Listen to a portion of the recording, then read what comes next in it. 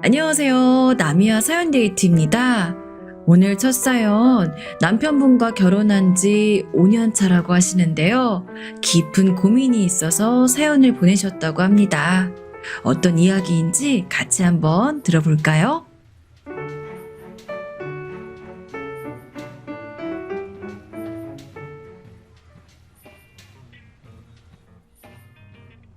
안녕하세요. 평소 사연 채널 잘 듣는 청취자입니다. 요즘 고민이 깊어 잠을 제대로 자지 못하고 있는데 여러분들께서 조언을 해주시면 좋을 것 같아 여기에 사연을 보내봅니다. 혹여나 글을 쓰다가 다소 조금 거친 말투가 나온다 하더라도 양해 부탁드려요. 전 남편과 결혼한 지 5년 차 되는 아줌마입니다. 남편과 같은 회사에서 직속 상사와 부하 사이로 만나 연인으로 발전하여 5년의 연애 끝에 결혼이라는 결실을 맺게 되었는데요. 제 남편은 참고로 오래전 아버지를 잃고 시어머니 밑에서 자랐어요. 그래서인지 어머니와 각별한 사이였고 남편과 결혼을 생각했을 때 이 부분이 조금 걱정스럽긴 했어요. 하지만 첫 만남에서 저를 너무도 따스하게 맞아주시는 모습에 그 걱정을 싹 잊게 되었습니다. 우리 아들 여자친구 언제 보나 했는데 이렇게 보네. 만나서 너무 반가워요. 어머니께선 첫 만남에서 제 손을 다정스레 꽉 잡아주시며 정성껏 만드신 수제차를 내오셨고 결혼까지 무사히 갔으면 좋겠다고 결혼 후 분명 다투는 부분도 있겠지만 서로 잘 맞춰 나가면 좋겠다고 격려해 주셨어요. 걱정했던 것과 달리 어머니께서 너무나 나긋하시고 부드러우신 분이라는 걸 알게 되자 마음이 무척 놓였어요. 시누이 역시 마찬가지였어요. 저를 벌써부터 언니 하면서 부르며 따르는 모습이 무척이나 귀여웠어요. 남편과는 나이 차이가 꽤 나서 아직 대학생이었는데 앳된 티가 나서 더 그랬던 것 같아요. 언니, 우리 오빠가 언니 얘기를 얼마나 많이 했는지 몰라요. 언니 엄청 이쁘고 착하다고요. 근데 제가 언니 만나게 해달라고 졸라도 부담스러워 할 거라고 하면서 한 번을 안 보여주더라고요. 그래서 엄마랑 제가 얼마나 섭섭했는지 몰라요.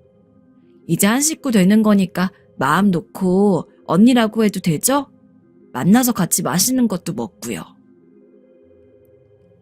시누이는 누가 봐도 참 귀염스러웠어요. 제 시누이라서 그런 게 아니라 하는 말이나 행동들에 애교가 철철 흘러 넘쳤거든요. 조금은 칼 같고 무뚝뚝한 제 성격과는 반대라 그런지 전 시누이에게 더 정이 갔습니다. 신혼집은 시어머니 집 근처에서 시작했어요. 남편이 혼자 지낼 시어머니가 걱정되어 그 근처에 살자고 했고 저도 몇 번 만나본 시어머니의 인상이 나쁘지 않았고 한 식구가 될 사이니 정을 나누고 사는 것도 좋다고 생각했어요. 물론 저희 친정이나 친구들의 반대도 없잖아 있긴 했지만 워낙 제 생각대로 밀어붙이는 성격이라 그냥 제 선에서 결정을 해버렸어요. 나중에 얼마나 땅을 치고 후회하게 될지 생각지도 못했죠. 시어머니께선 역시나 제가 생각했던 대로 굉장히 잘 챙겨주셨어요. 저희 둘 다 맞벌이 부부였기 때문에 저도 남편도 외식이나 포장 음식으로 한 끼 데우거나 할 때가 많았는데 반찬을 모두 해주시는 덕에 사 먹을 필요도 없었고 돈도 절약할 수 있었습니다. 어머니, 번번이 너무 감사해요. 이거 다 하시려면 힘드셨을 텐데. 저번에 해주신 연금조림도 너무 맛있게 먹었어요. 아유, 우리 아가가 맛있게 먹었다면 나야 좋지. 언제든 이 엄마가 또 해줄 수 있으니까 먹고 싶은 거 있음 꼭 말해라. 네, 어머니. 어머니와 제 사이는 마치 정다운 부부 같았어요. 사는 건 남편과 살았지만 제게 엄마처럼 잘 대해주는 시어머니에게 오히려 더 많은 정을 느끼곤 했어요. 남편도 그런 저와 시어머니의 사이를 보며 마치 제가 딸 같다고 말할 정도였지요. 시어머니와 함께 있는 시간도 자연스럽게 늘어났어요. 일이 끝나고 시댁에서 하룻밤을 자고 온다거나 주말에도 시어머니 집에 가서 일을 도와드리는 등 어머니와 소소한 것들을 하며 시간을 보내다 오곤 했지요. 어머니께선 수제차나 전통주 담그는 걸 좋아하셨는데 옆에서 그걸 보고 도와드리고 있으면 재미있기도 하고 시어머니와 일이 정다운 사이가 될 수 있다는 사실이 스스로 놀랍기도 하고 그랬어요. 그런데 시작은 김장철이었어요. 그때부터 상황이 이상하게 흘러가기 시작했습니다. 김장철이 되자 시골에 사는 저희 친정어머니에게서 연락이 왔고 전 금요일 밤에 고향으로 내려가기 위해 바리바리 짐을 챙기고 있었어요. 그런데 늦은 밤 시어머니로부터 연락이 왔어요. 무슨 일인가 싶어 전화를 받았는데 시어머니가 다짜고짜 내일 김장을 할 거니 편하게 옷을 입고 오라고 하시더군요. 아, 그것 때문에 전화하셨구나. 어머니 죄송한데 이번 김장철엔 저희 친정으로 가야 할 것 같아서요. 내일은 이미 저희 엄마한테 가기로 해서 승환 씨 보낼게요. 하지만 당연히 그렇게 하라고 이야기할 줄 알았던 시어머니의 반응이 생각과는 매우 달랐습니다. 뭐? 아니, 그게 무슨 말이냐? 김장철에 네가 못 온다니? 아, 그게요. 저희 집에서도 김장을 하는데 저희 엄마가 손이 크셔서 시골 어르신들이랑 같이 몇백 포기를 하거든요. 지금까지 쭉 그래왔고요. 딸도 저 하나뿐이라 이번에도 내려가서 제가 엄마를 좀 도와드려야 할 것 같아요. 제가 말을 마치자 전화기 너머에서 좀 서늘하다 싶을 정도의 침묵이 흘렀습니다. 그리고 잠시 후 전화가 뚝 끊기었지요. 순간 당황스러웠습니다. 시어머니가 왜 전화를 갑자기 끄는 건지 그 마음을 헤아릴 수가 없었지요. 황당하게도 시어머니의 마음을 알게 된 건 남편을 통해서였습니다. 당신 이번에 어머니 안 도와주러 가기로 했어? 말했잖아. 김장철엔 시골 내려가야 한다고. 결혼 후에도 당신이 그럴 진 몰랐지. 엄마가 당신한테 주말에 김장한다고 말했다던데. 지금 당신이 갑자기 못 온다고 해서 얼마나 섭섭해하는지 몰라. 솔직히 시어머니의 마음을 이해하기 힘들었습니다. 물론 당연히 오겠거니 생각할 수는 있지만 제가 사정을 말하면 당연히 너그러이 이해해 주실 줄 알았거든요. 그런데 제가 친정에 간다는 말 한마디에 토라지셔서 남편에게 입장을 전달하실 줄이야 제 입장에서도 조금 섭섭한 일이었습니다. 어찌됐건 약속은 약속인지라 전 불편한 마음으로 친정에 내려갔고 최대한 빠르게 김장을 마치고 서울에 돌아왔습니다. 도착해서 저는 시어머니 댁부터 찾아갔습니다. 어머니의 심기도 살필 겸 저녁을 먹자는 핑계로 찾아간 것이었어요. 허나 시어머니는 잔뜩 화가 나 계셨습니다. 평소 제가 오면 그리 반겨주시던 분이 그날은 아무 말도 없이 김장만 하고 계시더군요. 어머니, 아직 김장이 안 끝나신 거예요? 시어머니는 제 어떤 말에도 반응하지 않고 김장만 하셨는데 그 서늘함이 처음으로 무섭게 느껴졌습니다. 전 열심히 사정을 말하면서 그래도 최대한으로 빨리 온 거라 설명했지만 시어머니의 반응은 참으로 냉담했습니다. 말 다 끝났으면 가라. 어머니, 결혼한 지 얼마나 됐다고 게으름을 피우는 건지 모르겠구나. 내가 예쁘다 오냐오냐니까 기고만장해진 거냐? 아니 시어머니가 김장해야 한다 했으면 며느리로서 친정이 아니라 시댁으로 오는 게 당연하지 않겠니? 그걸 못 들었다는 둥 내가 말을 꺼내지 않았다는 식으로 둘러댈 게 아니고 말이다. 어쨌든 이번 일로 난 너한테 아주 크게 실망했다. 배신감까지 느껴져서 널 더 보고 싶지가 않다. 가라. 네 얼굴 보는 것만으로 피곤하구나. 시어머니의 입에서 나오는 말은 너무나 충격적이었습니다. 사람이 연속으로 충격을 받으면 말을 잃게 되는 걸까요? 전 어떤 말도 하지 못하고 그 자리에 석상처럼 굳어 시어머니를 쳐다보다 이내 나와버렸습니다. 무슨 정신으로 집에 왔는지를 모르겠어요. 빨간불의 길을 건넌 건지 초록불의 길을 건넌 건지 그냥 넋이 나간 얼굴로 집에 돌아와선 다리에 힘이 풀려 침대에 쓰러지고 말았습니다. 그리고 시어머니가 제게 내뱉었던 싸늘한 말들이 한꺼번에 떠오르면서 화가 치솟았습니다. 전 남편이 오자마자 불만을 터뜨리려다가 그러지 말고 그냥 시댁을 찾아가 제 입장을 밝히기로 했습니다. 뭐가 됐든 부딪히는 게 나을 것 같았으니까요. 전 다음날 어머니 집으로 가서 하나하나 똑바로 설명을 했습니다. 김장김치는 그럼 무조건 시댁에서 해야 한다는 시어머니의 주장과 논리, 솔직히 납득하기 힘들다고요. 섭섭하신 걸 아예 이해 못하는 바 아니지만 저도 저희 집 친정에서 쭉 김장을 해왔고 저희 엄마 허리도 아프셔서 앞으로도 그래야 할 것 같다고요. 그러자 시어머니는 TV를 보시던 눈을 제게로 돌리시더니 한 말씀 하시더군요. 그 말 하려고 여기까지 온 거니? 그 정성이면 김장을 도왔을 텐데 너 참 대단하다. 네가 이렇게 나오니 나도 내 할 말은 해야겠구나. 지금까지 널 지켜보면서 내가 말 못한 게 몇 개 있는데 지금 말 나왔음이 다 하마. 너 우리 승원이 돈 함부로 쓰고 다니는 것 같더구나. 그렇다고 살림을 잘하는 것도 아니고 연봉도 승원이보다 적다지.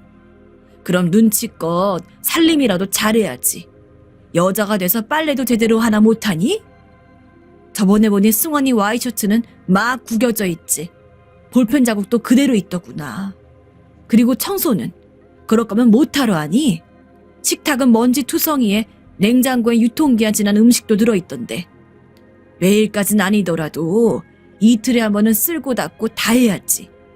너 퇴근하고 집 들어오면 그냥 잔다고 했지? 내 아들이 그런 먼지 구덩이에서 산다고 생각하면 얼마나 가슴이 답답했는지 아니? 이혼하라고 하루에도 수십 번은 말하고 싶었다. 그래도 승환이가 너 좋다니까, 너밖에 없다니까 그동안 참아주고 나 혼자 어떻게든 화를 삭힌 거야. 그런데 이젠 정말 안 되겠구나. 대체 친정에서 어떻게 배웠길래 시애미한테 이렇게 바닥바닥 대드는 거니? 네 엄마가 그따위 태도로 시애미를 봉양하라고 가르치든? 아니 나는 그렇다 치자. 최소한 승환이한텐 잘해야 하지 않겠니? 어제 승환이 말 들어보니 너 요즘 승환이 밥도 빼먹고 안 챙겨준다며. 승환이 내 외아들이야. 하나밖에 없는 내 아들이라고. 내가 얼마나 귀하게 키웠는지 아니? 내가 네 집 가서 청소해주고 빨래해주고 지금까지 잘해준 건 네가 이뻐서가 아니고 우리 승환이한테 잘하라고 한 거였지. 됐다. 그냥 승환이랑 갈라서라. 너 같은 애한테 나도 승환이 맡길 수 없어. 너 같은 애는 당장이라도 이 택배 박스처럼 반품해야 돼. 살면서 이런 경험은 처음이었던 것 같아요. 시어머님 반품한 택배 박스를 툭툭 치며 저를 노려보았는데 지금 생각해도 시어머니의 그 말씨나 눈빛 하나하나가 다 기억에 남을 정도로 시어머니의 말은 가슴 깊숙이 콕콕 박혔습니다. 어머니, 죄송하지만 저 대청소는 아니더라도 이틀에 한 번 승환 씨랑 번갈아 가면서 청소하고요. 세탁은 어쩌다 제가 실수 한 번 했나 보네요. 그거로 꼬투리 잡으시면 할 말이 없고요. 아침밥은 요즘 제가 아침에 일찍 출근할 일이 생겨서 승환 씨 동의하에 둘 다 간단히 해결하기로 한 건데 승환 씨가 왜 어머니한테 그리 말했는지 모르겠네요. 마지막으로 연봉 적고 제가 여자이니 무조건적으로 살림은 다 제가 하라는 말씀은 솔직히 드라마에서만 듣던 말이라 받아들이기 어렵습니다. 저도 승환 씨처럼 똑같이 돈 버는 사람이고 나름대로 제 최선을 다하고 있는 사람으로서 승환 씨가 힘들게 버는 돈 막 쓰는 여자 취급하면서 하시는 말씀은 제 입장에서 듣기 불쾌해요. 그리고 승환 씨와 이혼을 하든 갈라서든 그 문제는 저희 문제이니 저희가 상의해서 결정하겠습니다. 전 그렇게 제 입장에서 할 수 있는 말은 다 하고 시댁을 나와 집으로 와버렸습니다. 시어머니 막말에 당하고만 있고 싶지도 않았고 우물쭈물하고 싶지도 않았어요. 그리고 퇴근해 집에 돌아온 남편을 보자마자 따져 물었습니다. 왜 시어머니에게 그렇게 말해 날 난처하게 만들었냐고요. 그러자 남편은 땀을 삐질거리며 자기는 그런 말을 한 적이 없다며 말을 더듬거리더라고요. 딱 봐도 제가 세게 나오니 당황한 기색이었어요.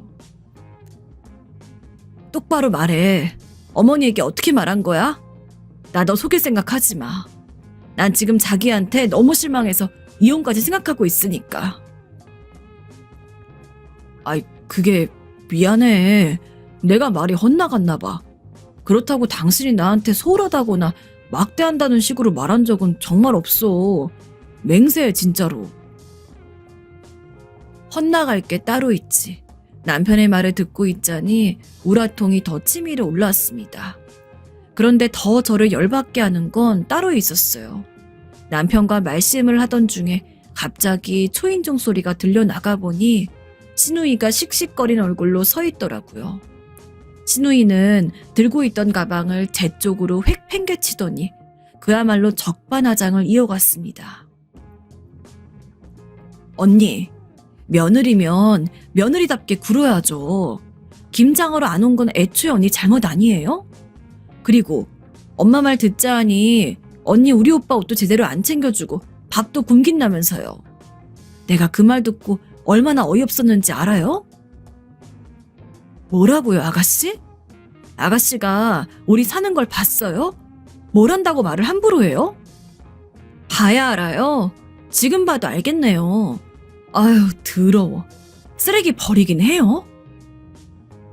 잔뜩 비꼬는 신우이의 말에 정말 열이 받을 대로 받았습니다. 어린 신우이를 붙잡고 이러쿵저러쿵 말해봤자 소용없다는 건 알고 있었지만 이미 이성의 끈이 풀려 그때만큼은 저도 참을 수가 없었어요. 아가씨, 지금 아가씨가 어려서 뭘 모르고 있는 것 같은데요. 지금 어머니 제가 김장 안 했다고 혼자 삐지셔서 다 지어내고 계시는 거예요. 다른 사람 비난하고 싶으면 그 전에 사실 확인부터 제대로 하고 말하세요. 하지만 제가 그리 말한다 한들 신우인 시어머니한테 이미 단단히 세뇌당한 듯 저를 아주 목된 악녀 취급을 하더군요. 그리고 자기 엄마한테 함부로 대했다고 버럭버럭 소리를 지르기 시작했습니다. 보다 못한 남편이 그만하라고 신우이를 말리고 나섰어요.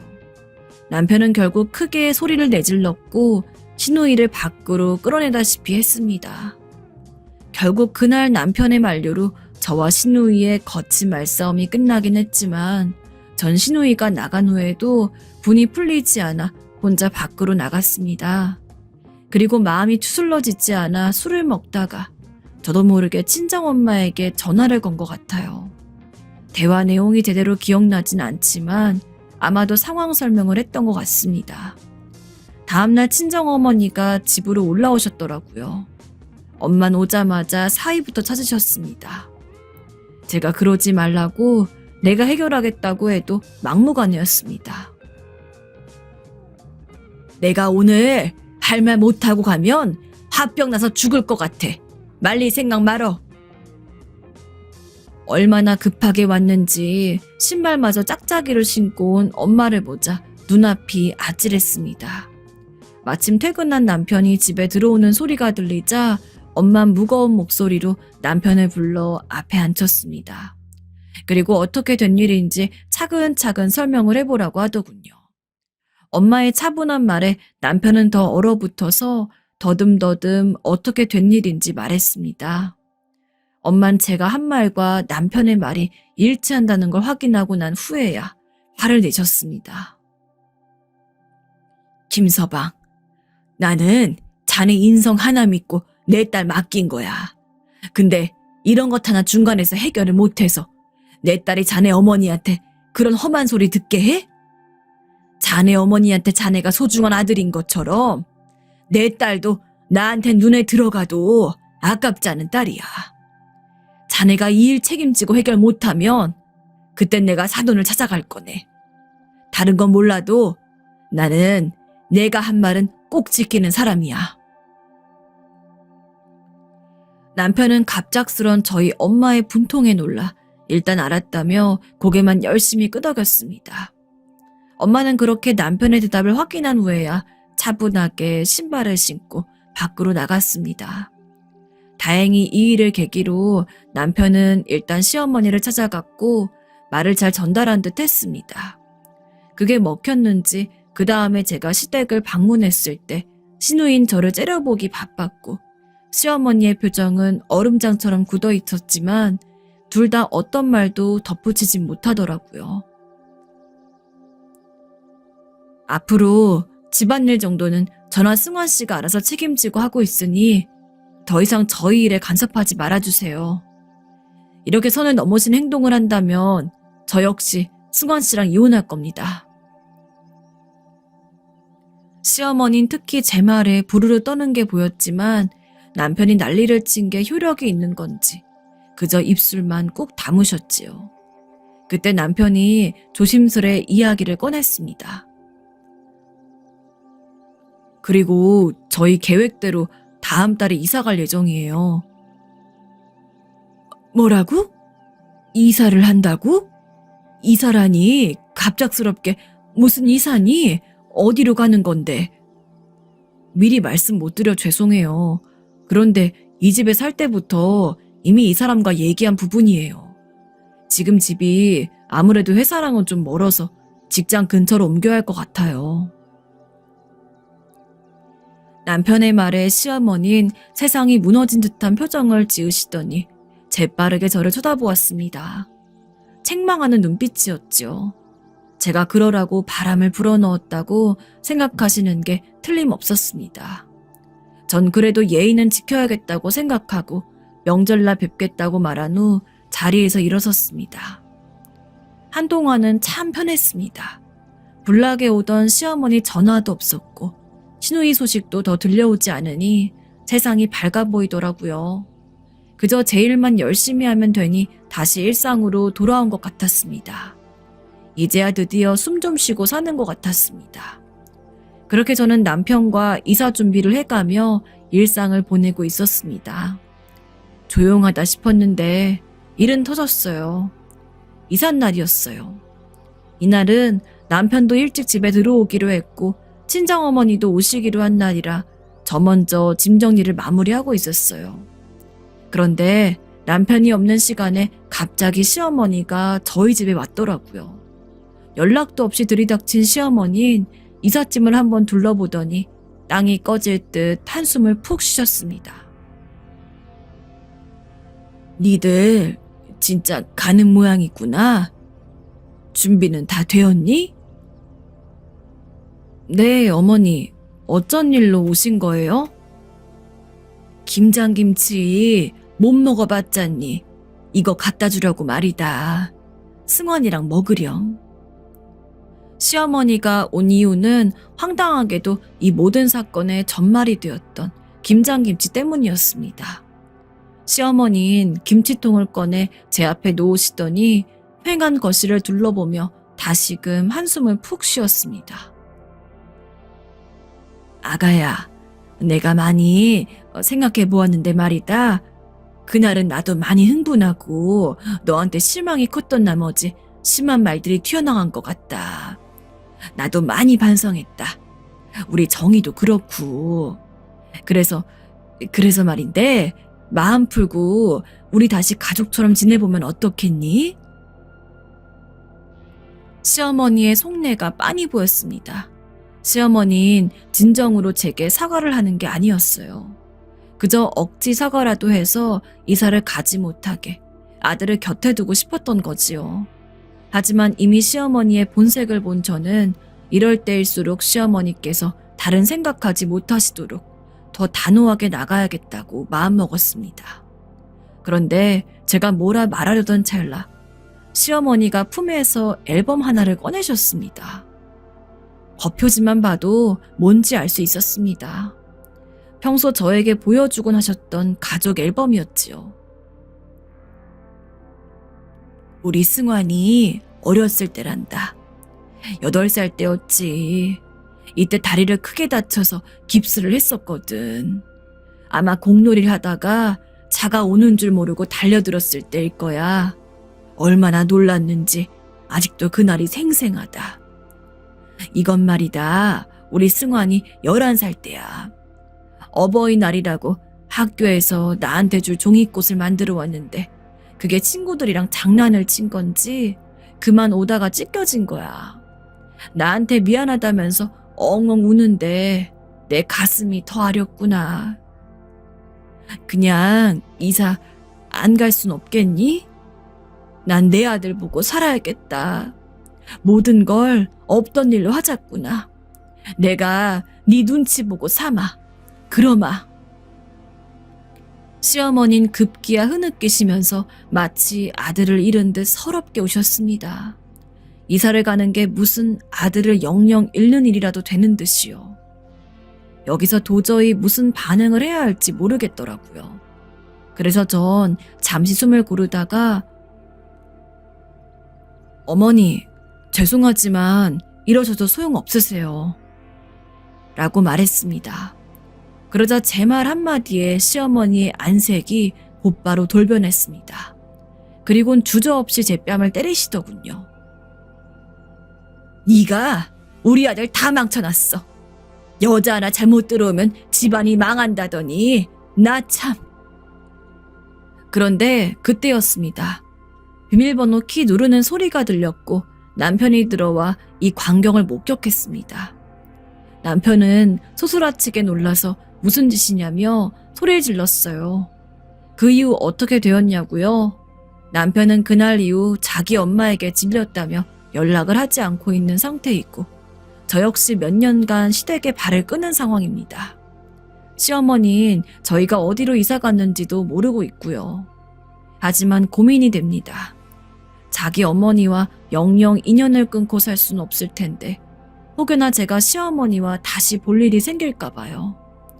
물론 남은 날 동안 죽어도 시어머니를 볼 생각이 없고 볼 일을 만들지도 않을 거라고 남편에게 못을 박아두었지만 근심과 걱정이 자꾸 생기네요. 제 사연을 들으신 여러분들께서 저를 딸이라 생각하시고 조언을 한 말씀씩 해주신다면 잘 참고해 보겠습니다. 지금까지 긴 사연 들어주셔서 너무나 감사하고 추운 겨울날 옷 따뜻하게 챙겨 입으세요. 네, 두 번째 사연으로 넘어갈 차례인데요. 두 번째 사연 아주 가슴 찡한 감동 사연이네요. 추운 겨울 굉장히 훈훈하고 따뜻한 이야기라 다행입니다. 자, 그러면 바로 들려드릴게요. 안녕하세요. 사연 유튜브 항상 즐겨보고 있는 구독자입니다. 전 이제 벌써 환갑이 가까워져 오고 있는 남자입니다. 지금은 사업을 하고 있고요. 언제나 다른 분들 인생살이 참 재미있게 듣고 있는데 듣다 보면 정말 세상에는 별일이 다 있고 별의별 사람들이 다 있구나 싶은 생각이 들 때가 많습니다.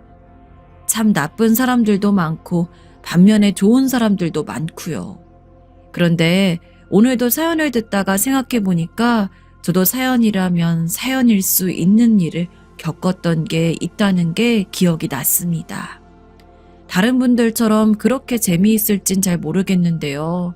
시간이 나신다면 제 이야기를 한번 들어봐 주셨으면 좋겠다는 생각이 들어서 이렇게 사연을 보내봅니다. 전 어릴 적 작은 읍내에서 자랐습니다. 농촌이긴 했지만 그래도 아주 산골은 아니어서 동네에서 같이 노는 친구들도 많고 함께 지내는 동네 어르신들도 많은 그런 곳이었지요. 지금보단 훨씬 인정도 많고 서로 정이 있어서 끈끈하게 지냈던 곳이었습니다. 그런 동네였으니 당연히 친구들과 사이도 참 오래되었지요. 거의 초등학교, 그러니까 그때는 국민학교였지만 국민학교부터 중고등학교까지 한 학교에서 친구들과 형제처럼 뒹굴며 자라났습니다.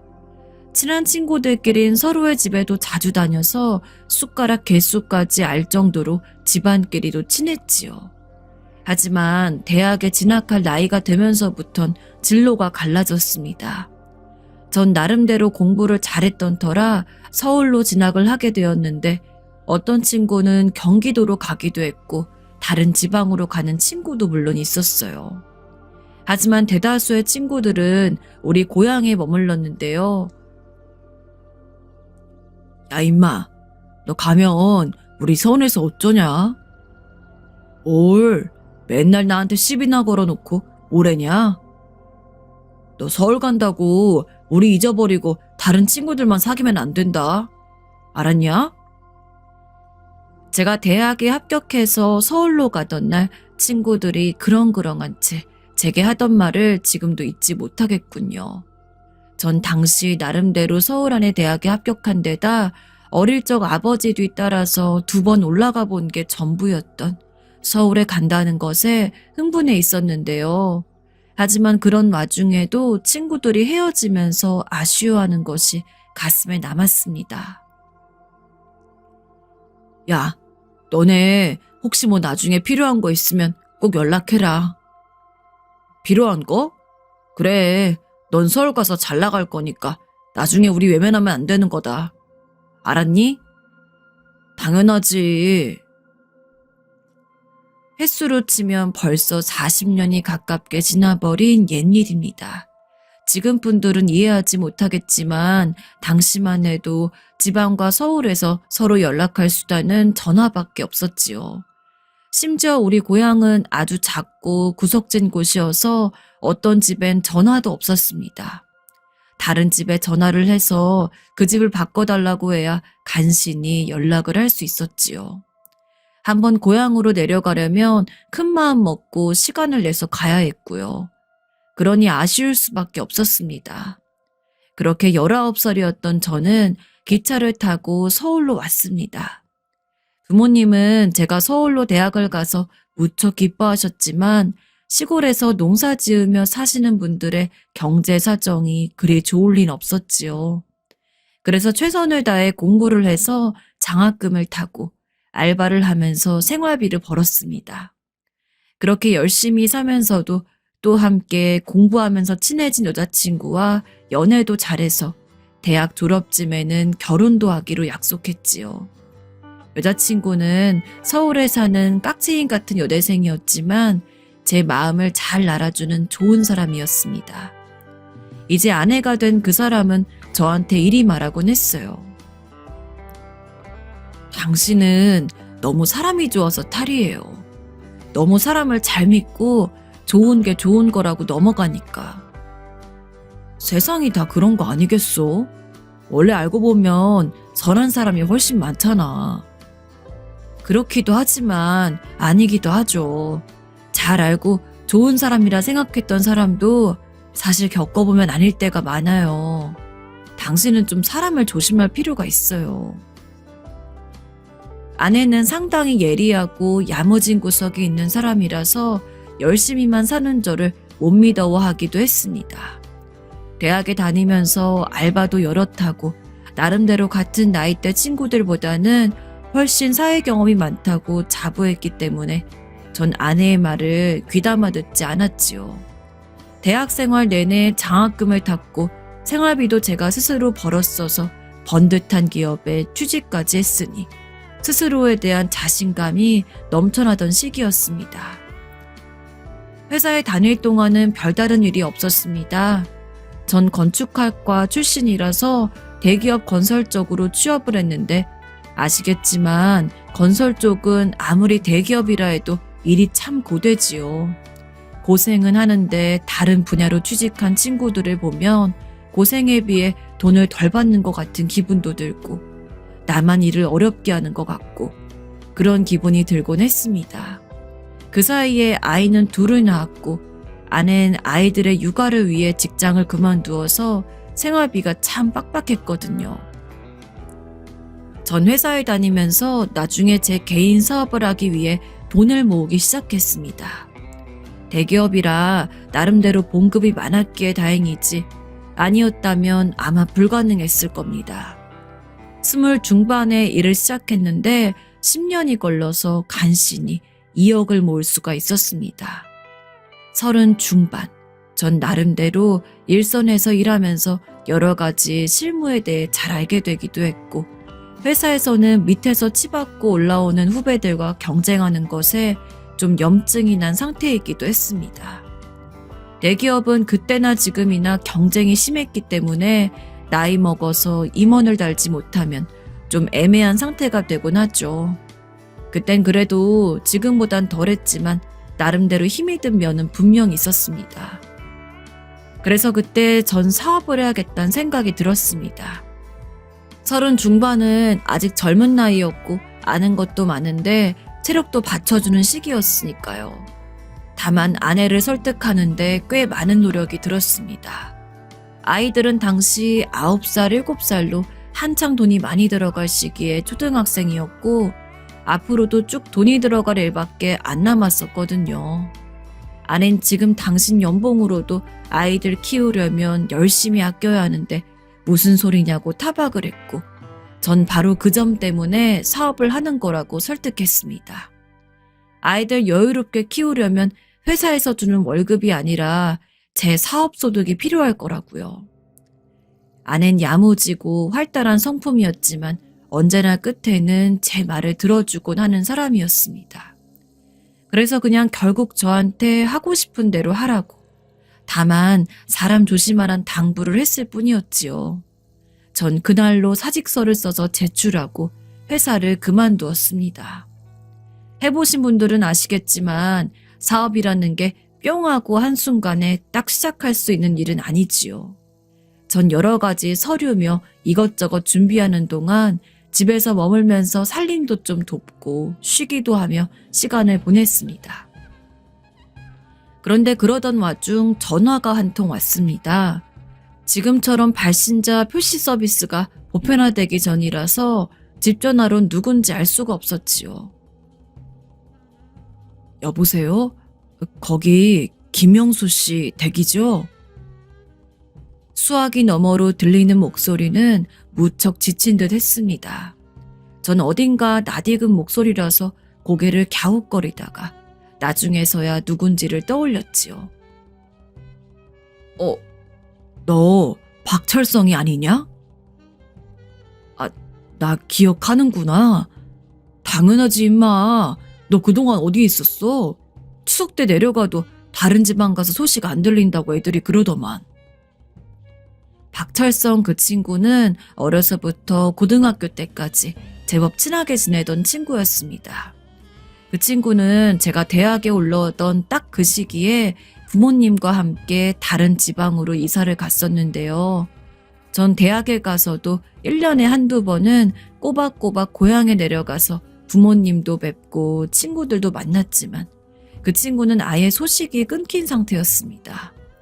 마지막으로 고향에 왔던 것이 8년 전이라고 하더군요. 그래서 다른 친구들도 처음엔 걱정을 했었는데 점차 세월이 흐르면서 있는 분위기였지요. 전 너무 오랜만에 들은 친구의 목소리가 반가워서 껄껄 웃었습니다. 친구는 함께 웃다가 혹시 그날 저녁 같이 밥이라도 먹을 수 있냐고 묻더군요. 시내에서 만난 그 친구는 옷차림이 추레했습니다. 전 처음에는 눈치조차 못 채고 그냥 반가움에 기뻤을 뿐이었지요. 친구는 저를 가까운 백반집으로 데려갔고 전 식당에 앉아서 찬찬히 인사를 나누던 끝에 이 친구가 요즘 사정이 안 좋구나라는 사실을 알게 되었습니다.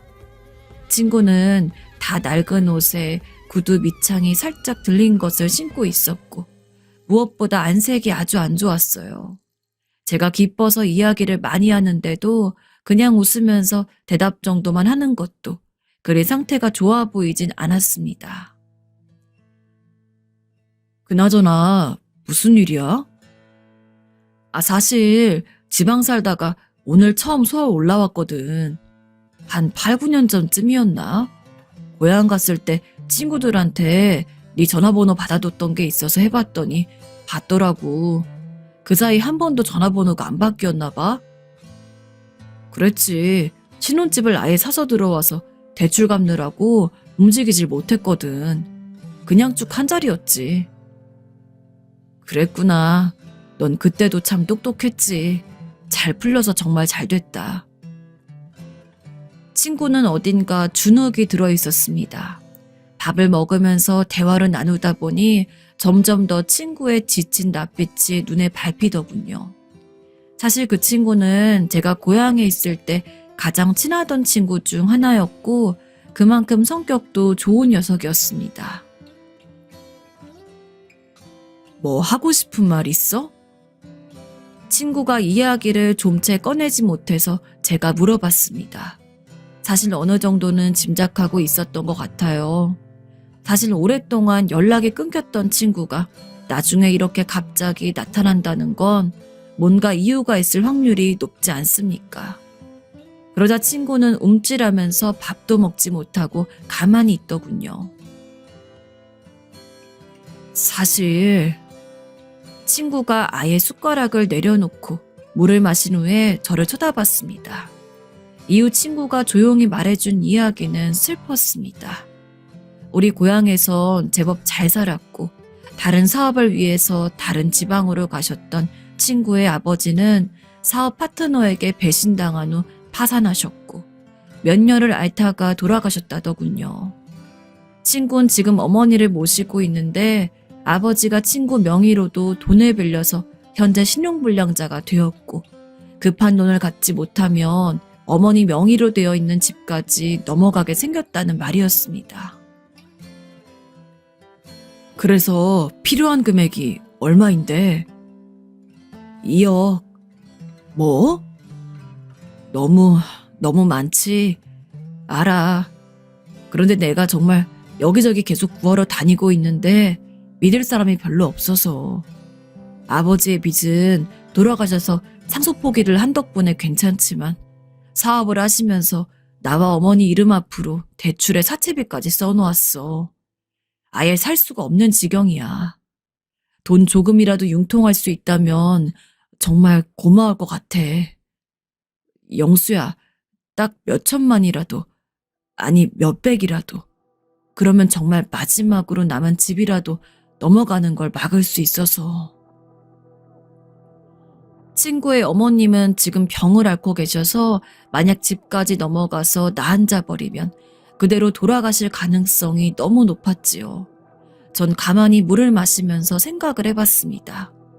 제 수중엔 2억이 있었고 이걸 들고 전 곧 작은 사업을 할 생각이었습니다. 하지만 사업 시작을 하기까진 아직 준비할 것들이 좀 남아 있었고 아마도 3개월 이상은 걸릴 것이었지요. 그럼 지금 당장 급한 불을 끄고 혹시 3개월 뒤에 돌려줄 수 있어? 3개월 뒤? 내가 사실 사업 시작하려고 모아놓은 돈이 있는데 사업 딱 3개월 뒤에 시작하려고 쉬고 있었거든. 나도 살아야 하니까 그냥 2억을 무한정 기간으로 빌려준단 말은 못하겠고 3개월 뒤에 좀 돌려주라. 나 직장도 퇴사해서 일단 벌어먹고 살긴 해야 하거든. 알았어. 꼭 돌려줄게. 지금 딱 집 넘어갈 것만 맞고 나면 올해 미국에서 작은아버지 오신다고 했거든. 돈 어떻게든 융통해서 돌려줄게. 제가 당시 그 친구의 부탁을 거절하기엔 참 걸리는 게 많았습니다. 이미 오래전 저희 부모님이 돈이 없어 병원도 못 갈 지경일 때 친구네 아버님이 기꺼이 병원까지 직접 모시고 가주시고 큰돈까지 내주셨던 적이 있었죠. 저와 같이 학교를 다닐 때도 친구가 사정이 그리 좋지 않은 저를 위해서 밥을 참 많이 사줬고요. 그리고 친구네 친가가 전체적으로 다 부유했고 특히 이민 간 작은아버지가 무척 잘 사셨다는 것도 알아서 그것도 믿을만 했죠. 그분이 오신다면 어쨌든 돈적인 부분은 다 해결이 될 테니까요. 전 그래서 그 자리에서 친구를 끌고 은행으로 가서 돈을 뽑아주었습니다. 친구는 눈에 휘둥그레진 채로 돈을 받아들고 있다가 귀엽고 눈물이 그렁그렁해져서 절 바라보더군요. 전 그런 시선이 무척 어색해서 그냥 말없이 그 친구의 등을 두드려주고 뒤를 돌아섰습니다. 어련히 알아서 3개월 지나면 돈을 돌려주겠거니 싶어서 차용증조차도 쓰지 않은 채로요. 그리고 집에 와선 아내에게도 아무런 말을 하지 않았습니다. 어차피 사업 시작되면 아무런 차질이 없을 거 굳이 아내에게 말해서 걱정을 시키거나 부부싸움을 하고 싶지 않았거든요. 그런데 항상 이럴 때 가졌던 믿음은 배신을 당하지요. 1개월이 지날 때까지는 일주일마다 전화 연락이 와서 고맙다고 해서 아내에게 들킬까봐 전 괜찮으니 전화를 하지 말라고 했습니다. 그래서 2달째 연락이 없었던 건 괜찮았어요. 하지만 3달이 넘어가는데도 전화가 없자 전 초조해지기 시작했습니다. 딱 3달째 독촉을 하긴 좀 그러니까 기다리면서 사흘이 지났는데도 연락이 없더군요. 3달 사흘째 전화 연락을 하기엔 너무 없어 보인다는 생각이 들긴 했지만 더 이상은 불안해서 살 수가 없었습니다. 2억이 얼마나 큰 돈인데요. 전 친구에게 받아놨던 친구의 집 전화번호로 연락을 했습니다. 지금 거신 번호는 없는 번호이오니 혹시라도 제가 잘못 눌렀나 싶어서 다시 누르고 또 다시 눌러봤지만 마찬가지였습니다. 제가 손을 떨면서 수화기를 들고 있는 동안 아내가 장을 봐서 들어오더군요.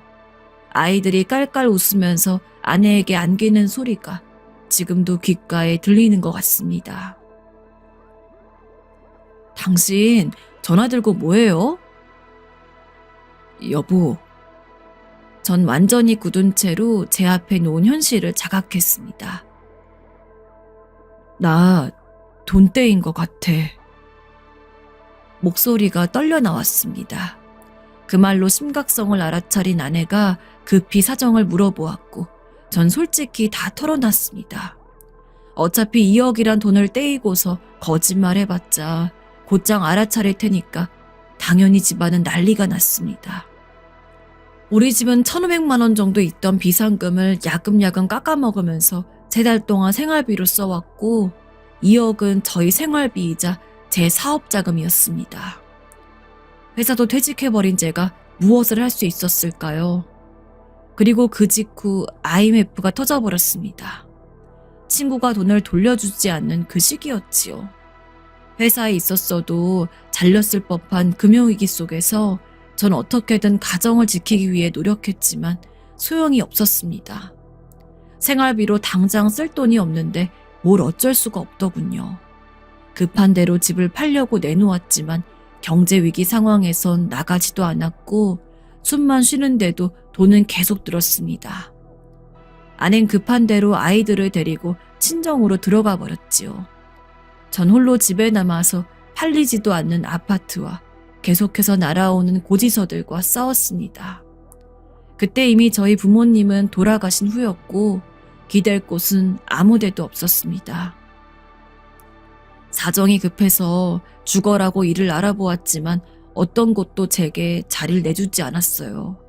당연하지 않습니까? IMF라 있던 사람들도 죄다 잘려나가는 판국에 어느 누구도 어중간한 나이인 30 중반의 남자한테 일자리 내줄 리가 없었지요. 전 결국 구하다 노가다판 자리까지 알아보게 되었고 막다른 골목에 몰려서 노가다를 하게 되었습니다. 그렇게 어긋나버린 인생은 쉽사리 제자리로 돌아오질 않았습니다. 전 그 후로도 믿을 수가 없어서 계속 친구의 전화번호로 전화를 걸었지만 없어진 번호란 답변만 돌아왔고 친구의 소식 역시 어디서도 들려오질 않았지요. 마치 한국에서 증발이라도 된 것처럼 친구는 소식이 없었습니다. 그렇게 저는 15년을 살았습니다. 잘 나가던 대기업 회사원에서 사업의 푸른 꿈을 안고 사직했다가 노가다판 인생이 되어서 15년이 지나버린 것이지요. 전 오래된 현장 일로 제 몸은 고장이 안 난 곳이 없었지만 제대로 병원에 가서 치료를 받지도 못하는 상황이었습니다. 그나마 다행히도 아내는 저와 이혼을 원하진 않아서 가난한 채로도 저와 살아주었습니다. 아이들에게 아빠를 빼앗고 싶지 않았다고. 그래서 당신하고 산다고 하는 아내의 말도 그저 고마울 뿐이었지요. 그런데 어느 날 저희 빌라 앞쪽으로 젊은 청년 하나가 서성이고 있었습니다. 전 쓰레기를 버리러 나갔다가 그 청년이 저를 힐끔거리기에 왜 그러냐는 듯 마주 보았지요. 그러자 청년이 저한테 다가와서 묻더군요. 혹시 저 김영수 씨 아십니까? 김영수? 그거 난데? 아, 제가 잘 찾아왔군요. 날 찾아왔다고요? 네. 청년은 해맑게 웃었습니다. 저희 아이들과 비슷한 나이일 듯한 청년이더군요. 그는 품속에서 봉투를 하나 꺼내서 제게 주었습니다. 저 이거 저희 아버지께서 김영수 씨께 꼭 전해드리라고 하셨던 겁니다. 이게 뭔데? 열어보시면 압니다. 저는 좀 의아한 채로도 편지 봉투를 열어보았습니다. 안에는 편지 한 장과 서류 몇 장이 들어있어서 먼저 편지를 펼쳤습니다. 그리고 무척 놀랐지요. 그 편지를 쓴 것은 박철성 그 친구였거든요. 영수야, 오래도록 보지 못했구나. 아마도 영영 보지 못하고 떠나게 될 것 같아서 이 유서를 남긴다. 난 지금 병원에 있다. 곧 죽을 거라고 하는데 너에게 진 빚을 여전히 갚지 못하여 슬프다. 미안하다. 정말로 미안하다. 너의 인생에 그리고 너의 가족에 내가 어떤 사죄를 한들 그 시간을 보상할 수 있겠냐마는 그래도 미안하단 말밖에 할 말이 없다. 너에게 빌렸던 너의 전 재산이었던 2억 이미 너무 늦어버렸지만 내 죄의 무게를 더하여 20억을 내 아들에게 보낸다. 내 사죄를 받아줘. 이게 무슨... 청년은 미소를 띤 채 스스로를 박철성의 아들이라 소개했습니다. 그리고 그간의 사정을 들려주더군요.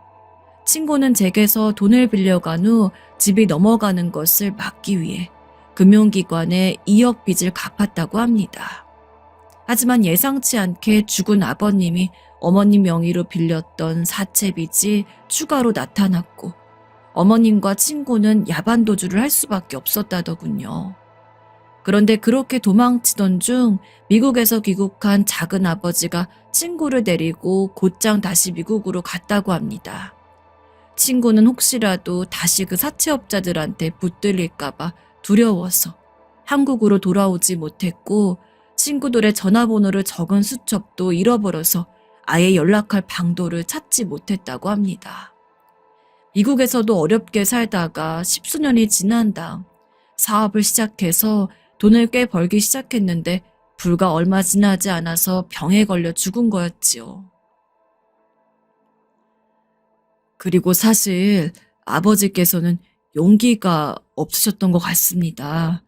항상 아저씨 말씀을 하시면서 너무 미안해서 나설 면목조차 없다고 우셨거든요.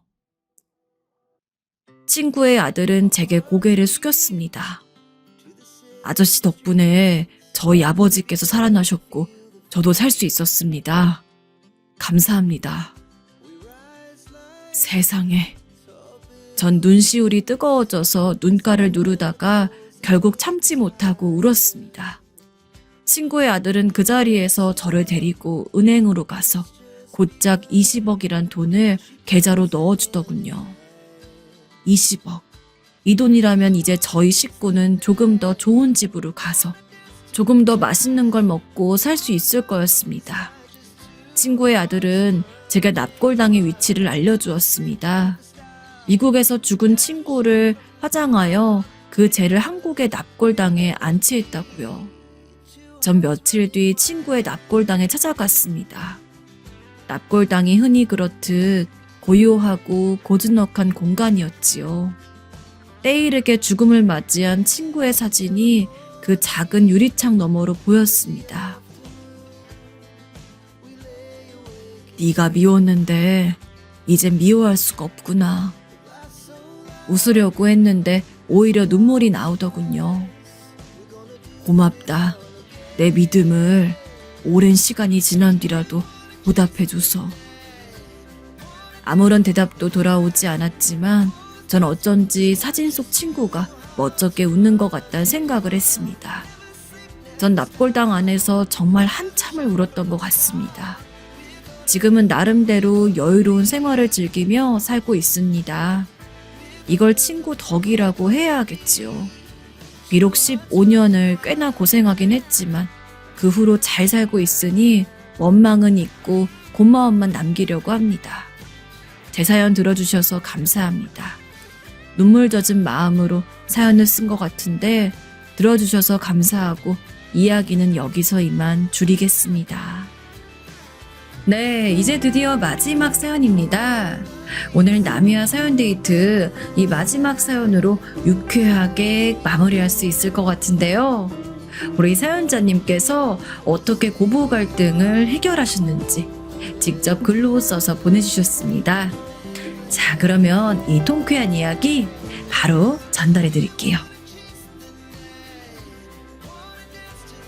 안녕하세요. 30 중반의 가정주부입니다.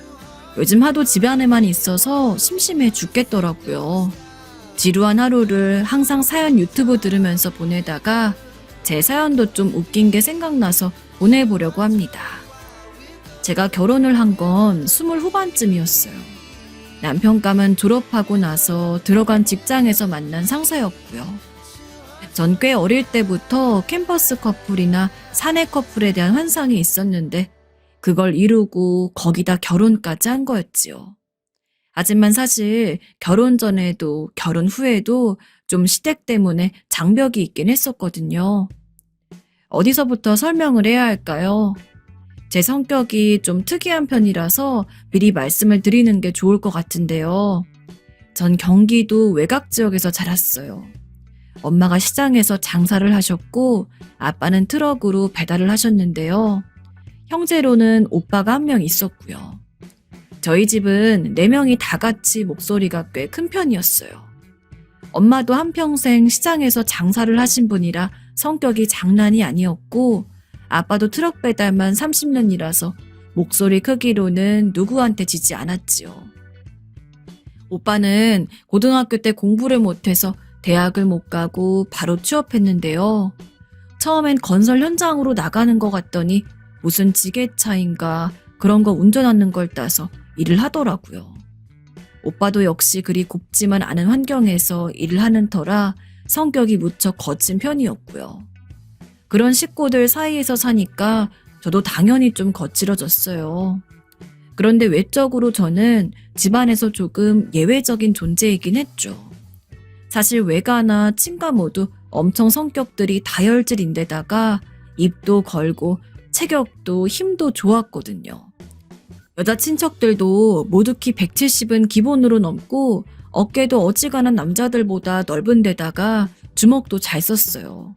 남자 친척들은 뭐 말할 것도 없이 다 180이 넘은 데다가 거의 씨름이나 유도선수처럼 보일 정도였고요. 그런데 저는 그 중에서 되게 작고 가녀린 편이었어요.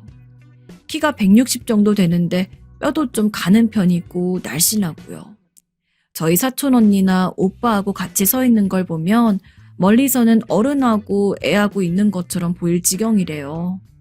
물론 제 쪽이 평균이긴 한데 식구들이 죄다 그 모양으로 커가지고 그 사이에 섞이면 제가 너무 작아 보였죠. 하지만 체구가 작다고 성격까지 여릴 순 없잖아요. 그 사이에서 살아남느라고 오히려 더 거칠어지기도 했고 원래도 다혈질에 육두문자도 잘 쓰는 편이었고요. 그런데 제 입으로 말하긴 뭐하지만 외모가 가녀리고 예쁜 편이라서 학창시절에도 항상 좀 엉뚱한 일들을 겪는 편이었어요. 겉으로 보기에는 작고 가냘프니까 시비도 많이 걸리고 남자들이 추근대기도 많이 했죠. 체구도 작은 데다가 동안이기까지 해서 술집에 들어갈 때는 맨날 신분증 검사에 걸렸고요. 술집에 가서 앉아있으면 진짜 더 고역일 때도 많았어요. 전 오빠하고 다르게 공부를 꽤 했던 편이라 인서울대학에 진학을 할 수 있었어요. 당연히 대학 때는 친구들하고 어울려 다니면서 술도 마시고 그러잖아요. 대학 시절의 하루는 친구들하고 술집 들어가서 앉아서 놀렸는데 건너편 테이블 남자들이 오더라고요. 여기 여자분들끼리 오셨나 봐요. 저희랑 조인하실래요? 남자들이 와서 저희 테이블에 기웃대더라고요. 웃는 얼굴에 침 못 뱉는다고. 거기다 그 남자들이 우리 또래인 것 같고 꽤 잘생긴 편이라서 친구들도 좀 끌리는 눈치더라고요. 남자들이 과잠을 입고 있었는데 근처 명문대이기도 했고요. 그런데 그중 한 남자가 그러는 거예요. 여기는 동생 데리고 오셨나? 네? 저희 다 친구 동기들인데요.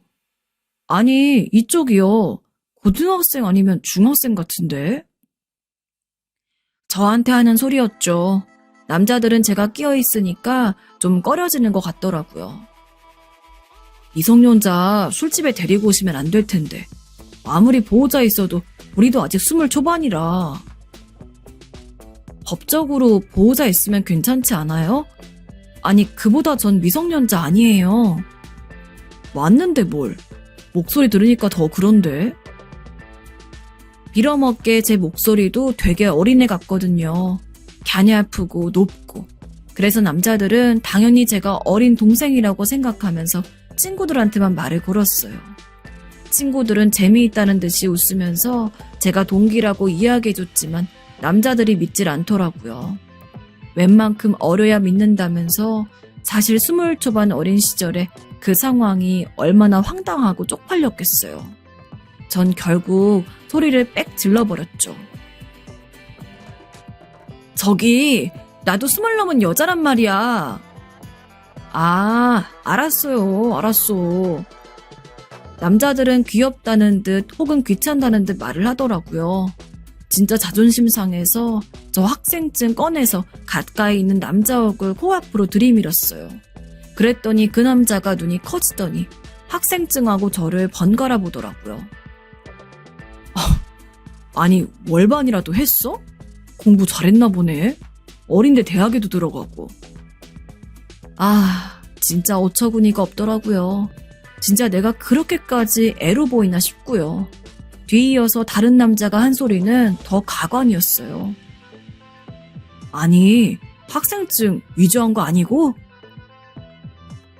와, 그 소리엔 진짜 빡이 돌아서 그렇지 않아도 제가 다혈질인데 게다가 술까지 마셨는데 그 소리를 하니까 뚜껑이 열리더라고요.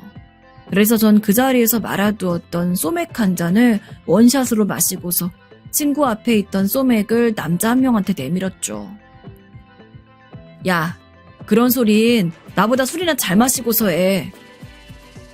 뭐? 얘 좀 봐라. 어처구니 없다는 듯한 얼굴의 남자는 제 도발에 걸려들어서 은근히 열받은 얼굴로 그 술을 받아서 원샷에 털어넣었어요. 전 그 꼴을 보다가 친구한테 손짓해서 소맥을 또 말았고 그렇게 그 남자하고 저하고 술 대결이 얼렁뚱땅 시작되었죠. 뭐 어떻게 되었겠어요. 전 겉모습만 이럴 뿐 속은 기골장대한 장군집 딸이라 소맥 스트레이트로 20잔 마셔도 오케이거든요. 상대 남자는 3잔째 이미 슬슬 마시가더니 5잔째 혀가 꼬이더라고요. 그 사람 친구들이 눈치를 보다가 6잔 마시고 뻗은 남자를 끌고서 자기들 자리로 돌아가서 얼른 계산하고 도망 나가더라고요. 친구들이 되게 웃었어요. 사실 괜찮게 생긴 명문대생들이라 잘 되었어도 좋았겠지만 그보단 제 기행이 더 유명해져 버렸죠. 그전까진 그래도 제 성격 숨기고 대학생활 잘하고 있었는데 그 일 이후로 제 별명은 술고래 미성년자가 되어버렸다니까요. 술고래 인정하지만 미성년자는 대체 뭔가요? 하긴 저는 대학 졸업 후에도 계속 술집 들어갈 때마다 신분증 검사를 받아서 스트레스를 받긴 했어요. 다들 하도 저를 애 취급하고 우습게 보는 일이 많아서요. 그래서 더 성격이 뻔뻔해지고 싫은 사람 엿먹이기에 도가 튼 건지도 모르겠고요. 아무튼 이런 상황에서 저는 졸업하고 어려운 취업시장 속에서도 칼취업에 성공했어요. 회사에 들어가니까 대학 때보다 더 괜찮은 남자들이 많더라고요. 제가 들어간 곳이 좋은 직장이어서인지 몰라도 남자들이 다 관리도 열심히 하고 깔끔하게 하고 다녔어요. 전 그 중에 한 명, 저희 사수가 무척 마음에 들었죠. 그때 사수는 대리님이었는데 엄청 잘생긴 건 아니라도 호감형 외모에 얌전하고 온순한 사람이었어요. 집안 사람들이 죄다 거칠고 난리치는 사람들밖에 없어서 전 온화한 사람에 대한 환상 같은 게 있었거든요. 게다가 얼굴까지 잘생기고 옷도 깔끔하고 세련되게 잘 입으니 금상첨화였죠. 그래서 저는 솔직히 의도적으로 대리님한테 접근했어요. 대리님, 오늘 저녁에 시간 있으세요? 왜? 저 오늘 업무 배운 게 있는데 좀 여쭤볼 게 있어서요. 죄송하니까 제가 저녁 사서 저녁도 먹으면서 여쭤볼 겸. 아니야, 뭘 죄송해 그걸. 그냥 사무실에서 물어봐. 부담 느낄 필요 없어. 아니, 그게 아니라... 근데 이 남자가 엄청 답답하고 눈치가 없더라고요.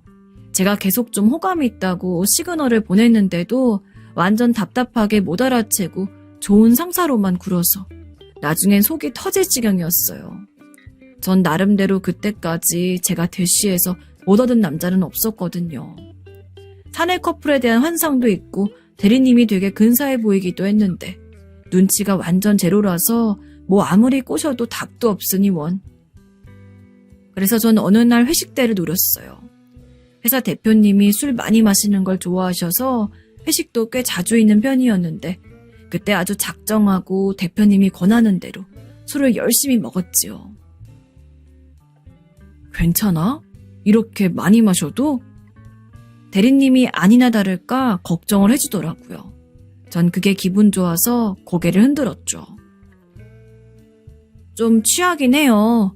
그런데 대표님이 권하시니 거절하기가 참 그렇네요. 대표님 기분도 좋으신데 괜히 거스르고 싶지 않고요. 그래도 적당히 조절하면서 마셔. 체구도 작은데 그렇게 술을 많이 마시면. 대리님이 걱정해주는데 사실 필요 없는 걱정이긴 했어요. 전 주량이 상당해서 아예 대표님하고 대작을 한다 해도 대표님 3명쯤은 저 혼자 보내드릴 수 있었거든요. 그런데 대리님은 아무래도 걱정이 되는지 대표님이 또다시 저한테 술을 권했을 때 갑자기 그 술을 대신 가져가더라고요. 제가 대신 마시겠습니다. 아니, 이 대리, 흑기사야? 오, 흑기사. 뭐야? 둘이 썸 타? 대리님이 그 술잔을 휙 들이키니까 주변에서 난리가 나더라고요. 저도 얼굴이 좀 빨개졌고요. 술은 전혀 안 취하는데 대리님이 저를 걱정해서 그렇게 술을 대신 마셔주신다는 게 너무 고맙고 뿌듯했어요. 대리님은 그 뒤로도 서너 잔을 계속 저 대신 마셔주었는데요.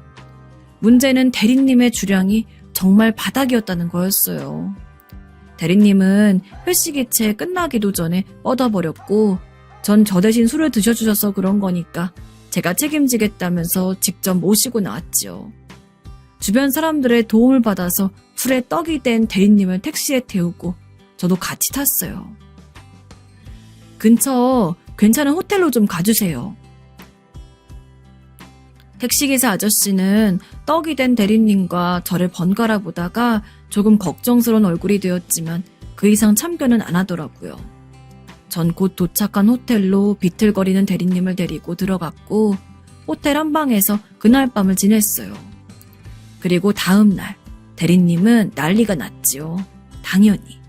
제가 옆에 곱게 누워있는 것을 봤으니 술이 제대로 안 깬 상태에서 얼마나 정신이 없었겠어요. 대리님은 저한테 석고대죄를 하면서 자기가 책임지겠다고 계속 말했어요. 미안해. 이럴 줄은 몰랐어. 내가 짐승이야. 내가 책임질게. 네, 전 괜찮지만 대리님이 원하신다면요. 물론이야. 미안해. 정말 미안해. 미안하긴요. 전 속으로 뿌듯한 미소를 지으면서 제 대쉬의 성공을 축하했어요.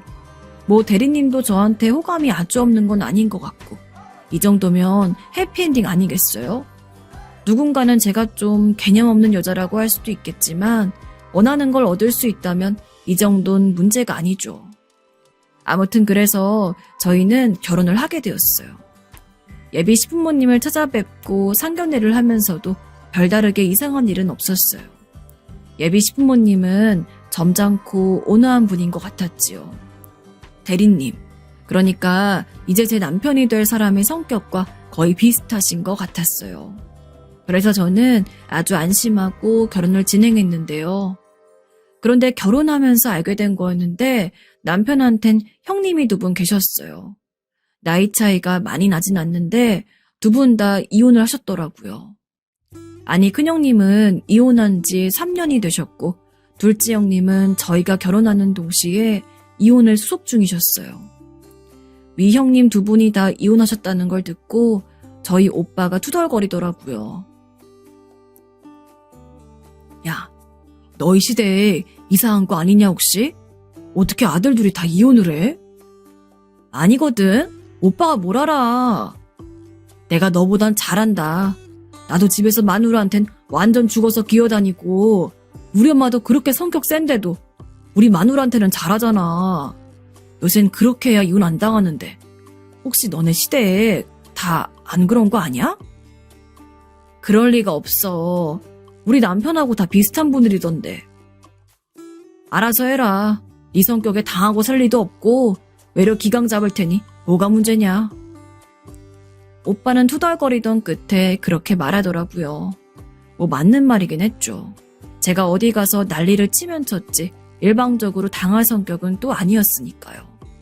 그런데 오빠의 이 말은 선경지명이었어요. 결혼을 하고 난 후 시어머니의 본색을 천천히 알게 되었죠. 신혼여행을 갓 다녀온 후 시어머니는 저희한테 지방 저 멀리에 있는 시아버지의 먼 친척분을 뵙고 오라고 했어요.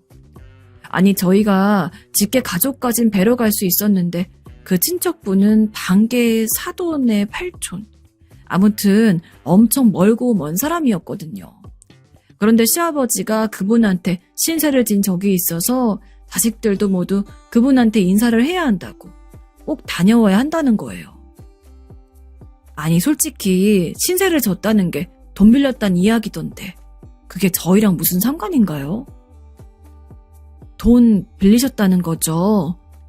그래, 살다 보면 그런 때가 오니까 신세 진 건 꼭 갚아야 하는 거다. 가서 인사드리고 와라. 잔말 말고. 시어머니는 딱딱한 얼굴로 저를 노려보고 있었어요. 마치 처음부터 기선제압을 하겠다는 듯 엄격한 얼굴로 입을 일자로 다물고 계셨죠. 근데 그게 무슨 상관이죠? 그 돈으로 우리가 그래도 이만큼 살고 있다. 다녀와라. 그런데 어머님, 그 돈 저희가 쓴 거 아니잖아요. 뭐야? 돈 어머님, 아버님이 쓰신 거잖아요. 신세 갚으려면 어머님, 아버님이 갚으셔야지 왜 저희가 가나요? 뭐라고? 더군다나 전 결혼한 지 1달도 안 되었는데 제가 무슨 상관이에요? 뭐? 사실 돈 관리 제대로 못하셔서 신세진 건 어머님, 아버님 잘못이죠.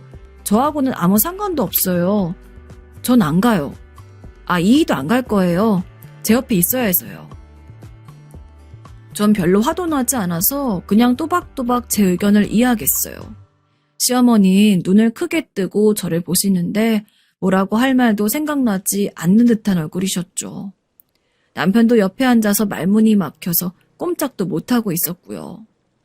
그런데 제 상식에서는 당연한 거였거든요. 시어머니는 기가 막혀서인지 얼굴이 시뻘개져 있는데 별다르게 더 대화할 기분도 아니라서 전 간단히 인사하고 남편을 잡아 끌고 일어서 버렸어요. 사실 그렇잖아요. 그 상황에서 무슨 대화를 더 해요? 제 발로 나가는데 허락받을 것도 아니고요. 다녀와서 남편은 기함을 해서 그럴 때는 부모님께 간다고 허락받고 나와야 한다. 그리고 그런 식으로 말하면 안 된다고 거의 빌듯이 난리를 쳤는데 그렇다고 제가 성격을 죽일 수는 없었어요. 전 남편을 정말 사랑하긴 했지만 제가 하고 싶은 말은 해야 하는 사람이었으니까요. 그리고 다음날 시어머니한테서 전화가 왔어요. 예, 너 어제... 네, 어머님, 어제 뭐요? 제가 해맑게 대답하니까 어머님이 아무런 말도 또 못하시더라고요. 어머님은 그냥 집에 지금 당장 오라고만 말씀하시고 전화를 끊어버리셨어요. 근데 이건 예의가 아니지 않나요? 그땐 아침 9시였고 아무리 제가 결혼과 동시에 회사를 퇴직했다고 해도 제 시간과 스케줄이라는 게 있잖아요. 전 못 간다고 알리려고 다시 시어머니한테 전화를 했지만 제가 뭐라도 말하기도 전에 시어머니가 딱 잘라 말씀하시더라고요. 여보세요? 어머님, 저 오늘은 지금 당장 와라. 두말하게 하지 말고. 어머님, 근데 지금 시간이... 입 다물고 당장 와라. 오면 일할 거리 잔뜩 쌓여 있다. 빨리 오지 않으면 오늘 밤 12시까지 일하게 될 거야. 시어머니는 제가 설명할 시간도 주지 않고 그냥 전화를 끊었어요. 전 어이가 없어서 잠시 말문이 막혔죠. 일거리? 무슨 소리람. 시댁의 일거리가 저하고 무슨 상관이 있다고 가야 하죠? 회사에서 거래처에 말할 때도 이런 식으로 굴면 당연히 제가 애써줄 필요가 없었어요. 전 그냥 시어머니한테 굳이 말하지 않고 시댁에 가지 않기로 결정했죠. 아침에 제가 골라놓은 빵을 구워서 치즈 토핑에 샐러드를 곁들여 요거트랑 같이 브런치를 만들어 먹었어요. 그 후에는 머신에서 커피를 내려서 향긋한 아메리카노 한 잔을 마셨죠. 여유롭게 오전을 즐기면서 음악을 틀어놓고 듣고 있는데 또 전화가 울리더라고요. 왜 이렇게 사람을 귀찮게 하는지 좀 짜증이 나더라고요. 여보세요? 예, 너 대체 지금 몇 시인데 아직까지 안 오니? 내가 전화한 지 3시간이 넘었다. 엎어지면 코 닿을 곳인데 어쩜 이렇게 안 오고 있어? 전화를 받자마자 시어머니의 시끄러운 목소리가 마구 흘러나오더라고요. 전 정말 즐거운 오전 시간이 망가지는 것 같은 기분에 무척 불쾌해져서 저도 모르게 목소리가 굳어졌어요. 엎어지면 코 닿을 곳이요? 저 그렇게 키 크지 않아요, 어머님. 차로 달려도 20분은 걸리는데 무슨 엎어지면 코가 닿아요? 뭐? 너 정말 어제부터 보자 하니까? 뭘 봐요. 지금 참는 게 누구인데. 전 짜증스럽게 말하면서 커피를 호로록 마셨어요. 진짜 좀 못마땅하더라고요. 꼭두 새벽은 물론 아니지만 아침 9시부터 사람 오라가라 하면서 전화로 쨍쨍거리는데 신경이 안 날카로워질 리가 있나요? 이쪽에서 커피 마시는 소리가 났는지 시어머니는 또 말문이 막혀서 저쪽에서 조용하더라고요. 전 커피를 마시다가 말했어요. 말씀하실 거 없으면 끊을게요. 너 뭐 이런 게 며느리라고. 시어머니가 뭐라고 떠드는 게 들려왔지만 전 그냥 전화를 끊었어요. 그 후로도 계속 전화가 울리는데 귀찮아서 받지 않고 그냥 TV만 보았지요.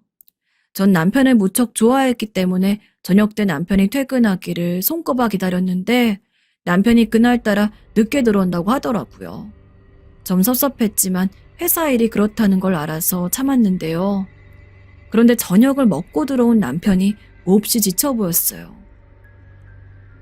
자기야, 우리 어머니께 좀 더 잘해주면 안 될까? 뭐?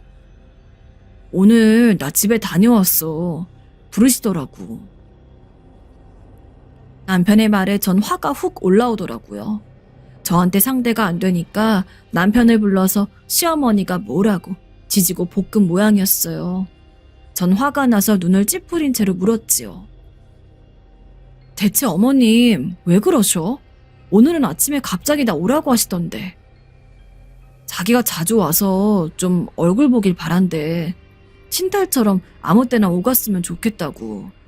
사실 우리 어머니가 좀 그런 면이 있긴 하거든. 며느리한테 바라는 게 많은. 혹시 아주버님들도 이혼하신 게 어머님 때문 아니야? 그건 아니라곤 못하겠어. 남편은 망설이면서도 그렇게 말했어요. 가만 보니 알만했죠. 마음 약한 아들들 조종해서 며느리들 괴롭히다가 내쫓은 거였어요. 그런데 저한테도 그게 통할이라고 생각하면 오산이었죠. 전 코웃음을 치고서는 당장 수화기를 들었어요. 시댁에 전화를 거는 거였어요. 어머님, 그이한테 이야기 들었어요. 아, 그래. 알아듣게 이야기하던? 네, 친딸처럼 아무 때나 오갔으면 하신다고요? 그래, 언제든지 얼굴 볼 수 있어야 부모 자식간 아니겠니? 우리 자주 보고 살아야지. 시어머니의 목소리는 이제 저를 마음대로 조종할 수 있다고 생각했는지 나긋나긋해졌어요. 전 웃으면서 그러겠다 하고 전화를 끊었어요. 남편은 무탈하게 끝이 나나 싶어서 안도의 한숨을 쉬며 씻고 자리에 들었지요. 하지만 저는 1시간 정도 더 있다가 차키를 가지고 밖으로 나갔어요. 남편이 당황해서 침실에서 나오더라고요. 자기 어디가? 지금 이 시간에? 잠깐 기다리고 있어. 자기 내가 어디 좀 다녀올게. 마트 다녀올게. 지금? 전 남편을 집에 내버려두고 룰루랄라 콧노래를 부르면서 차를 운전해서 시댁으로 향했어요. 운전한 지 20분 만에 저는 시댁 아파트 앞에 도착했지요. 전화도 하지 않은 채로 전 무작정 시댁 초인종을 눌렀어요. 온통 고요에 잠겨있던 아파트 안쪽에서 소란이 일었죠. 왜냐하면 그때가 밤 12시 반이었거든요. 누구세요? 문 안쪽에서 묻는 소리가 나길래 전 한껏 큰 소리로 밝게 대답했어요. 저예요, 어머님. 댁의 마지막 며느리이자 유일한 며느리이자 친딸 같은 며느리요. 뭐라고? 어머님은 당황해서 헛손질까지 해가면서 문을 열었어요. 전 깔깔 웃으면서 열린 문틈으로 어머님을 보았죠. 시부모님 두 사람이 다 자다가 일어났는지 머리도 엉망이고 옷차림도 엉망이었어요. 전 그 모습을 물끄러미 보다가 빙긋이 웃었죠. 아무 때나 와도 된다고 하셨죠? 저 TV 좀 보고 갈게요. 친딸처럼요. 전 그대로 시댁으로 밀고 들어갔어요. 시어머니도 시아버지도 기함을 해서 제가 하는 꼴을 보시는데 전 멋대로 시댁 부엌에 들어가서 커피를 타서 가지고 나왔죠. 어머님, 머신 좀 들여놓으세요. 이 시대의 믹스가 대체 뭐람? 오늘 드라마 재미있는 거 안 하나? TV까지 켜서 채널을 휙휙 돌리다가 전 제가 즐겨보는 드라마가 안 하는 날이라는 걸 알고 실망한 채 일어섰어요. 믹스커피도 입맛에 안 맞아서 한 입 먹다만 채웠죠. 아휴, 오늘은 재미없네요. 제가 다음에 다시 올게요. 어머님 댁 TV 화면이 커서 드라마 보기도 좋을 것 같아요. 너 대체? 전 대충 인사하고서 커피컵도 그냥 둔 채로 집으로 돌아와 버렸어요. 시부모님은 황당했는지 뭐라고 대답도 못 하셨죠. 사실 그러시라고 제가 그 시간에 시댁에 간 거였으니까요. 전 그 뒤로도 계속 밤이나 새벽에 무작정 시댁에 찾아갔어요. 문 안 열어주시면 열어주실 때까지 문을 두드리거나 초인종을 눌렀으니까 피하실 도리가 없었죠. 제가 그렇게 한 달쯤 하고 나니 시어머니가 아예 저한테 전화조차 안 하시더라고요. 어느 날은 남편이 저한테 와서 진지하게 말했어요. 자기야, 이제 우리 집 그만 가도 돼. 어머니가 자기 이제 안 부른대. 안 보고 싶대. 어머나, 그게 무슨 소리야? 난 시댁 참 좋은데. 자기야, 이제 어머니 좀 봐주라. 전 진짜로 한밤중에 나들이가 나쁘지 않았거든요. 그런데 시어머니가 그렇게나 힘들고 아파트 주민들로부터도 원성이 자자하다니 그만둬 드리기로 했죠. 아무튼 그 뒤로 위에 두 형님을 이혼시킨 시어머니의 극성은 사라졌어요. 저한텐 1년에 한 번도 전화를 잘 하지 않으셔서 제가 직접 전화를 드려야 했죠. 제가 전화하면 시어머니는 기함을 하면서 무슨 일이냐고 놀라셔서 별일 아니라고 안심시키기도 했고요. 그 후로는 저희 부부는 아주 평온하고 행복하게 살고 있답니다. 남편은 온화한 사람이라 서로 싸울 일도 없어요. 아이도 태어나서 지금은 무척 평화롭네요. 그럼 제 이야기는 여기까지입니다.